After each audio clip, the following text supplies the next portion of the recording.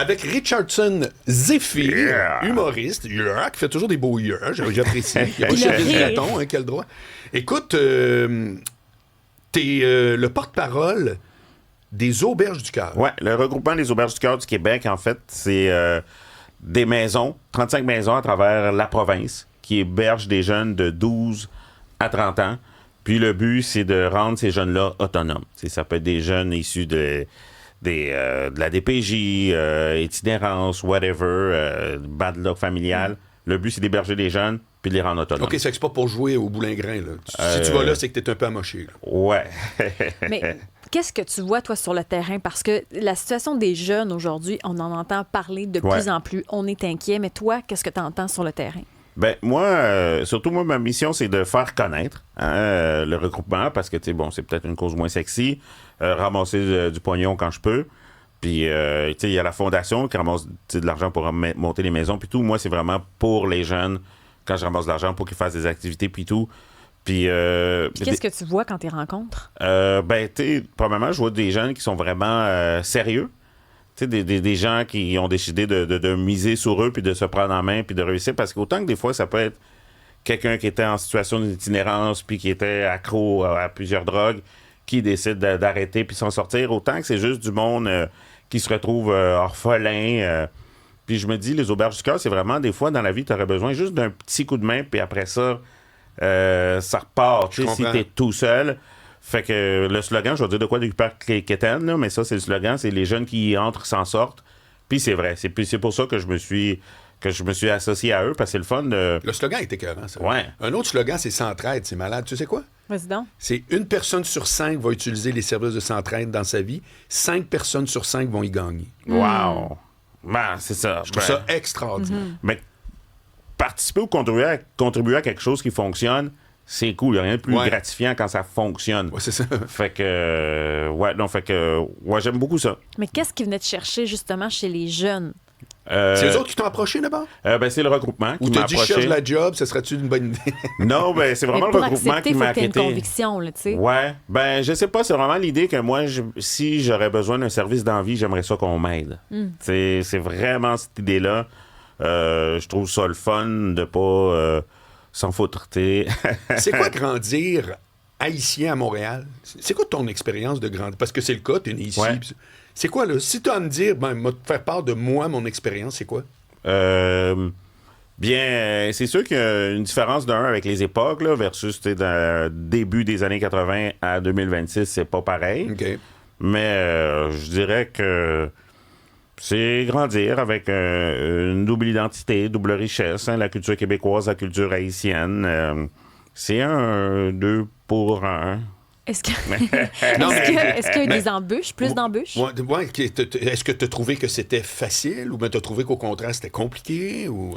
Peut-être, je sais pas, peut-être compliqué quand t'es jeune, mais c'est une bonne question, mais en tout cas, admettons quand j'ai commencé à faire de l'humour, c'est sûr qu'il y a comme t'avais quel âge? J'ai commencé tard, moi, à 31 ans, donc en 2009. Pas à l'école. Ouais, non, exact. OK. Mais j'ai fait de l'impro plus jeune. Mais Tina Turner aussi a commencé tard. Ouais, c'est ça.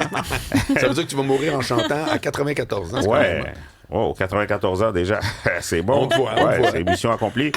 Mais oui, c'est sûr que des fois, ça peut être compliqué, qu'il peut y avoir des enjeux différents, mais je pense que moi, je voulais pas que ce soit une excuse ou que ça me définisse. Je veux pas, c'est comme, parce que je suis différent, je m'en ai juste servi comme motivation. OK. Parce que ton désavantage peut être ton avantage. OK. Ouais. Fait que dans le... ta différence, ça peut être peut-être plus...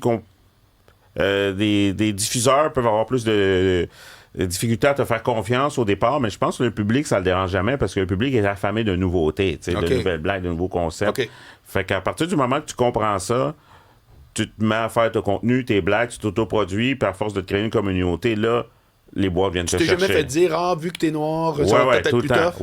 Ouais, beaucoup. Okay. Ouais, on m'a dit, tu joueras jamais en région, C'est whatever. vrai. Fait que je me suis mis à la place à y aller moi-même, puis tu sais, tu te rends compte que le monde, ils sont...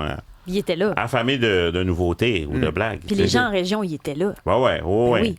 Le monde s'en fout pour de vrai. Là. OK. Si c'est drôle, c'est drôle. Je te suis. Fait que... mais il s'agit qu'une personne en position de pouvoir. Puis, tu sais, le monde ne sont ou raciste ou whatever, le monde veut juste faire de l'argent, fait pourquoi il prendrait une chance? Je comprends.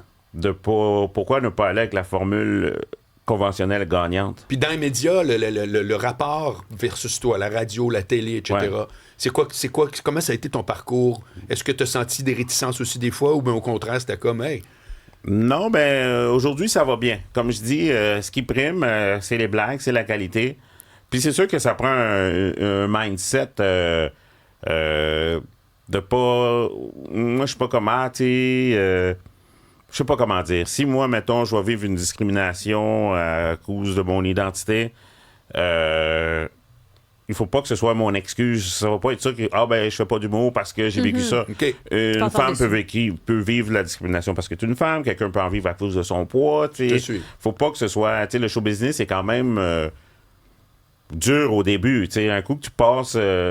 Pour tout le monde. Si ce serait facile, tout le monde le ferait. C'est dur au début, 3 à 5 ans. Puis c'est pas pareil pour tout le monde. Certains, c'est 3 ans. D'autres, ça va être 10. Toi, il faut pas avoir d'orgueil. Combien de temps jusqu'à temps que tu pouvais en vivre? J'ai commencé en 2009. J'ai commencé à en vivre 2016. Que j'avais plus de petits jobs d'à côté. Quand même, tu sais, 5-6 ans. Ouais, c'est ça. Puis moi, je pense que ça m'a pris 6 ans aussi à être bon. Là, personnage de scène. Ouais. J'ai des amis qui ont été bons rapidement, mais pas moi. Il y a un point que tu as dit qui est intéressant. Il y a un point où tu as dit pourquoi on donnerait une chance. Ça prend une espèce d'audace de donner la chance à de la nouveauté. Ouais. Mais ça, c'est intéressant parce qu'on l'entend souvent. Hey, on voit souvent les mêmes visages. Comment ça, il n'y a pas tel type de relève? Il y a quand même quelque chose d'intéressant dans ce que tu dis où on a une espèce de peur de faire confiance. Ouais, de peur ou je sais pas si c'est même une stratégie business de pas prendre de chance, là. Puis je pense que c'est ça qui a été la magie d'Internet, puis pourquoi Internet a explosé, parce que tout le monde a pu comme créer leur propre affaire. Moi, j'ai toujours dit que ce que les podcasts ont démontré aux médias, c'est que c'était le sujet bien avant la personne qui le porte qui gagne. Toujours. Parce que tu as plein de monde qui font des podcasts maintenant qui marchent à mort, qui étaient inconnus, mon Dieu. Puis tu fais comme, OK, ça veut dire que c'est pas vrai que c'est une vedette, puis parce que c'est une vedette, tout le monde va écouter. C'est l'exact contraire. Ouais, qualité avant tout. C'est ça. Mais vous trouvez pas aussi que ça va tellement vite aujourd'hui? Il y a eu Internet, les réseaux, maintenant c'est l'intelligence artificielle, qu'on n'a plus le temps de laisser le temps. Mais tous les plus grands, là, dans les années 80, ils ont eu du temps, ils ont eu des chances, ils ont eu des albums qui n'ont pas marché. Tout le monde pense qu'Elvis, c'était du jour au lendemain, c'est pas vrai. Puis, il faut aussi accepter que l'échec est inévitable. C'est du essai-erreur. Puis, si tu as des échecs, c'est qu'après, les succès vont juste être plus grandioses. Est-ce qu'on est capable d'accepter l'échec au Québec? Ça, je pense que des personnes, oui. Parce qu'on s'en souvient plus. L'échec, c'est douloureux, mais on s'en souvient c'est comme la météo. Immédiatement. Le moins 30 de février, là, en juillet, on s'en cogne. Ah ouais, exactement. Exactement. Et rapidement oublié. C'est douloureux, mais dès le lendemain... Mais tu m'as dit que ça t'a pris 6 ans avant d'être bon. C'était quoi ta motivation de faire du stock puis que tu faisais ta barouette, ça marche moyen? Parce que dans ta tête, t'es toujours bon. OK. Jusqu'à temps que l'année d'après, tu regardes ce que tu as fait de l'année suivante, t'as honte. Mais non, mais... Mais donc, t'es toujours habité par une confiance. C'est ce qui te permettait parce d'avancer. que ça va toujours mieux. Il y a de l'amélioration. Fait que tu dis, à cette heure, je suis bon. Là, tu regardes tes vidéos de l'année passée, tu dis, pour qui je me prenais. Mais là, c'est sûr qu'il faut avancer puis pas trop réfléchir. Ben oui.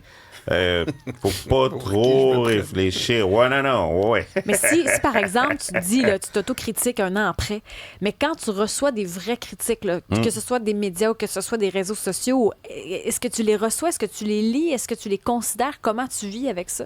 Ils sont entendus, rarement écoutés.